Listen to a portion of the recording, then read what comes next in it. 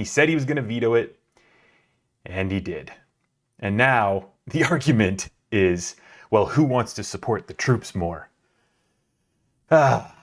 Okay, so Donald Trump says, I am returning with my approval H.R. 6395. My administration recognizes the importance of the act to our national security. Unfortunately, the act fails to include critical national security measures, includes provisions that fail to respect our veterans and military's history, and contradicts efforts by my administration to put America first in our national security and foreign policy actions. My mic might be a little high here. Let's see.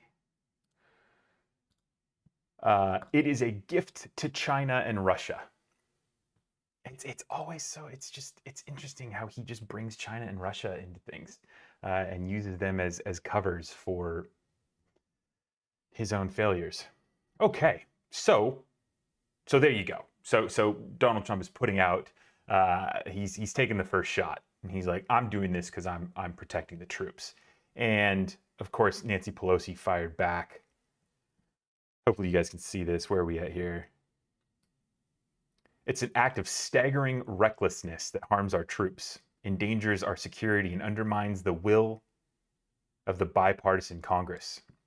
This thing was passed with a veto-proof 84-13 in the Senate. So that means Mitch McConnell and Chuck Schumer are going to bring back, they're going to have a vote basically next week, which will override Donald Trump's veto. That'll be the first time the Senate has done that to a Trump veto. So Donald Trump going out is a loser, which, you know, that's suiting. That is suiting for him. And pretty much condemnation was coming from both sides of the aisle. I think Republicans are just kind of a little tired of all the chaos that Donald Trump, is trying to stir up here, and it's just a mess.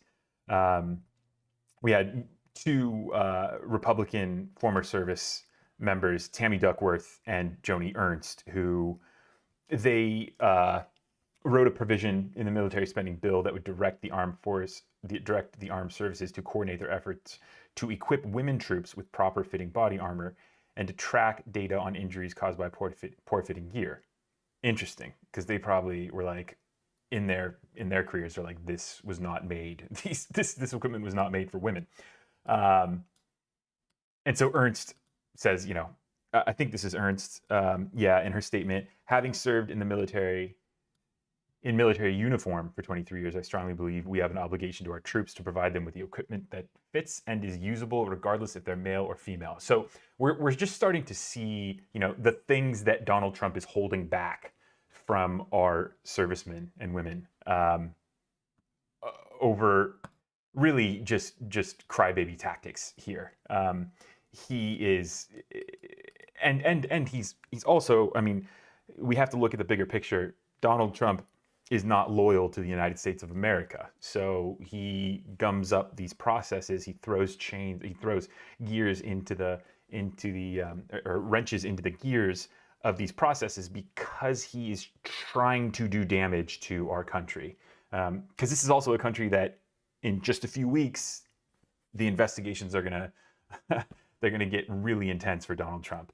Donald Trump has existed. He spent his entire life trying to undermine America's tax codes, our rule of law. The guy's a goon. So you have to remember that this is all part of that attack strategy that Donald Trump has.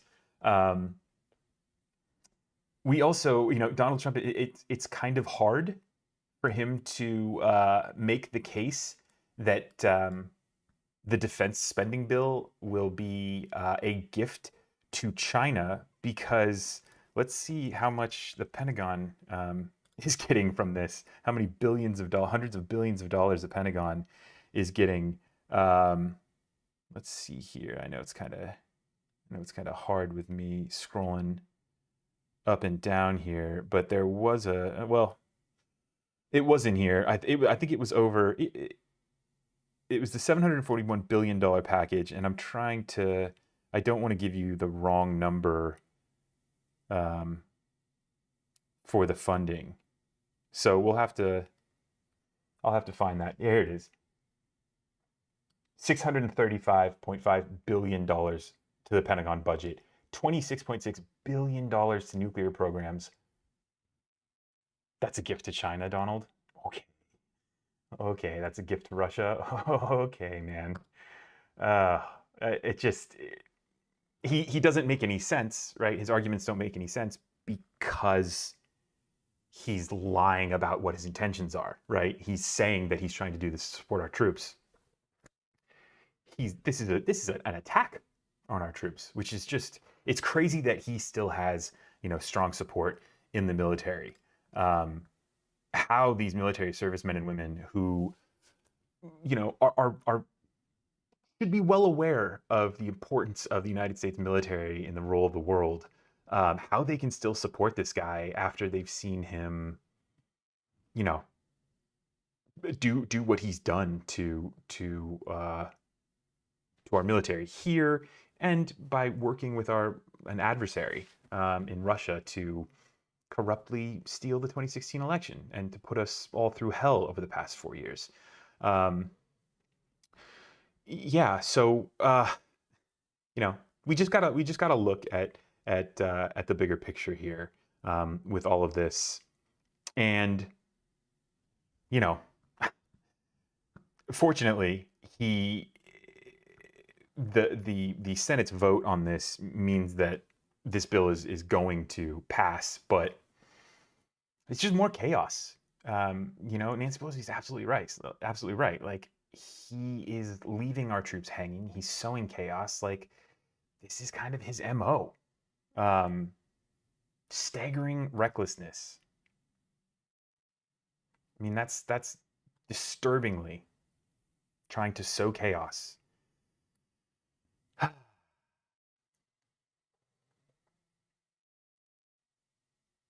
Yeah. So that's where we're at now. And to be honest, I mean, this is, I what was Donald Trump thinking here? What was his play?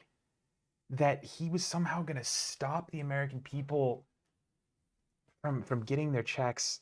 He was and demand that it was 2,000 instead of the 600, and that was going to make him look like the hero in all this. He's going to get railroaded. Like, unless this Congress can pass another bill, but I don't think Mitch McConnell will do that. I don't think that $2,000 check is going to get that same 84-13 veto-proof 2/3 majority. Which, I mean, can you imagine if they did do that, right? Because Donald Trump has been so quiet about all of this for months. So imagine if they go back, right? If through unanimous consent, like Nancy Pelosi's been saying, she's like, look, we'll get this done real quick. Unanimous consent vote, like, we're all in, let's do it. Imagine they do that with the $2,000 check. It goes to the Senate, and Donald Trump, like, he still says no. Like, this guy's so erratic. Like, he's making plays that are just like, but I don't, would he say no there?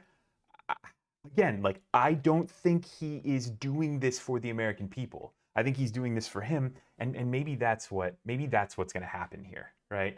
He's made the call for the $2,000 checks after months and months of, like, the most progressive Democrats out there, AOCs, Bernie Sanders, calling for those $2,000 checks, right? Months and months of just being silent. And then once everything's through the door, he's, oh, no, I'm not going to do this. So if he gets another chance at it, will the American people really fall for that? Will they really bite on that? Like, oh yeah, Donald Trump got me that extra $1,400. Like, pretty crazy how Donald Trump is willing to just day in, day out attack liberal Democrats, go after throughout his campaign, in just recently, it was Ilhan Omar, right? These really progressive Democrats. She's part of the squad, part of the AOC, the Tlaib, Presley. It's crazy how he attacks them, and then he just slides back into, oh, no, like, no, that's what I wanted. Like the $2,000 checks that they wanted, no, that's me. That's all me, America. And that's like, it's just disturbing, and it adds to the idea that like politics is so gross. When you have people who don't really represent the morals and the principles that they claim to, right? Purely political here. The squad who, the people who were calling for those $2,000 checks, that wasn't political. That was, holy shit, people need money. Like, it's been months without anything. People need money, right? That's not political. It's political when Donald Trump, after all the negotiations, he comes out and goes, no, those ideas are mine. We're playing. The funny thing is that like everyone's like, oh, great, but really, like, you're gonna just, this is how you're gonna do it, because you could have just said all along, I want $2,000 checks, and then America would have been like, oh, dude, awesome, right? That's great, and it would have pulled Republicans to the $2,000 check mark. But this is just like, why now? Like, why do you have to just let everything go and then throw the wrench into the works? And I think it's because Donald Trump doesn't really plan much. He just kind of grabs at opportunities when they arise. And he doesn't really care about the $2,000 checks. This is a political move, right? This is, okay, so the idea of $2,000 checks were out there. Clearly, I mean, like the United States, like polling where we are right now, the number of unemployed people we have, who's going to oppose these checks, right?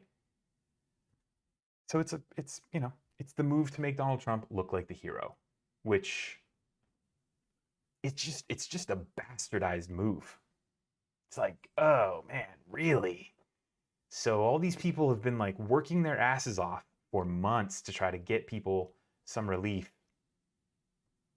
and you're gonna like come in at the last minute and remember what Donald Trump has been doing over the past month has just been nonstop attacking America's democracy, attacking the system which rejected him, right? Rejected this type of behavior.